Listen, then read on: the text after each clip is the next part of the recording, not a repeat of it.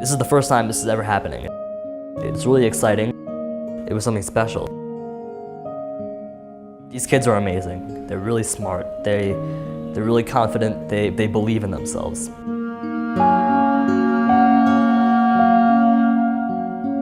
My name is Matthew Tekatala. I'm a sophomore or 10th grader in high school.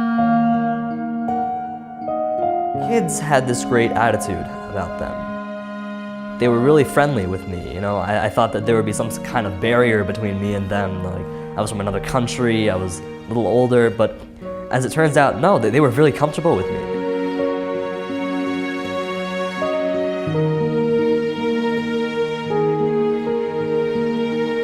And I was shocked when I heard that. I had no idea.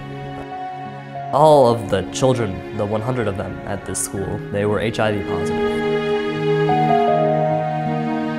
The first stories that actually prompted me to do this work was a girl who I knew was in another orphanage. When she was around 13, her uncle came. He said, "Now, sister, I will take care of her now and her family is okay to take care." I was actually suspicious. What is he going to do with this child once she is 13? And we started looking at some kind of tracking, and finally we found out that she was sold for 10,000 rupees. And that is what actually immediately prompted me, my God, something has to be done. We cannot let this happen, both for the sake of the girl or children, also for the sake of the society.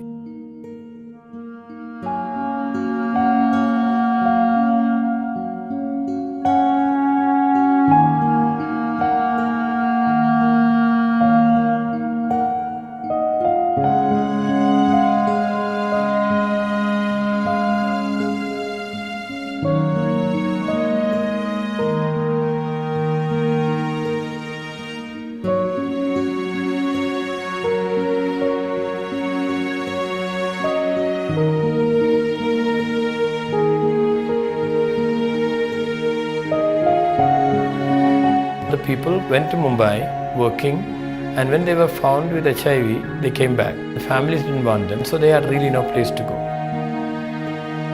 We called it home for the destitute and dying originally. Snehagram, the name itself was a gift of love. All we could do was give them some human dignity back and love and care for them.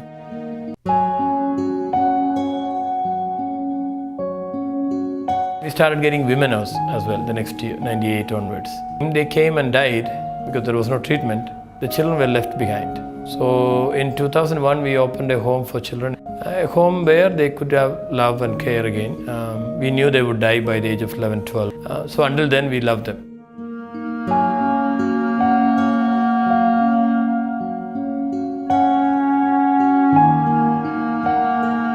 2004, drugs came. HIV treatment started. You are now talking about no more a terminal illness, you're talking about a chronic illness.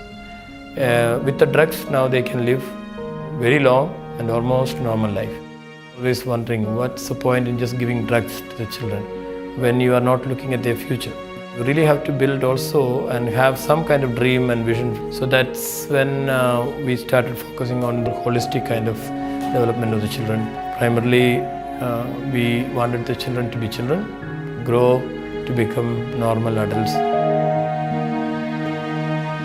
We have a choice whether or not to ignore the problem or try to solve it. And people are choosing not to.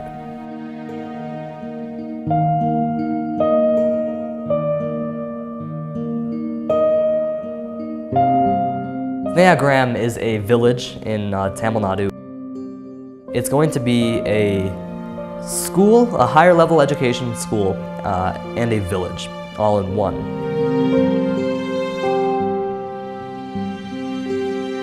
The whole program is dedicated to their rehabilitation from the disease and to make sure that they have a future.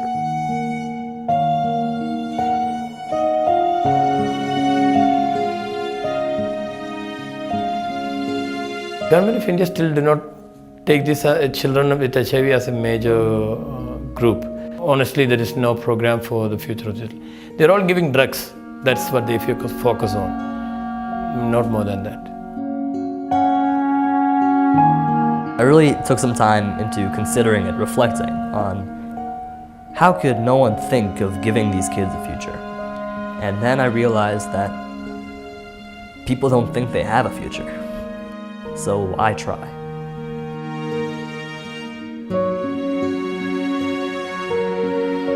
Snehagram is a model for schools and institutions worldwide that want to properly take care of children with HIV. And it's not just rehabilitating them or treating them. It's not just about medical treatment, it's about education, it's about their psychological well-being.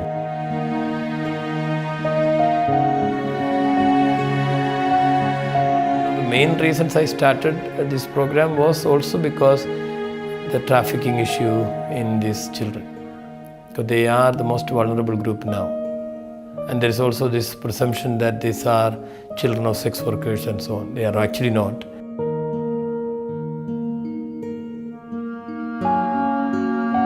One of the children who was infected, when we found her, she was 11 kilos. She was already 11 years old. She had only bones, and today bubbling with life,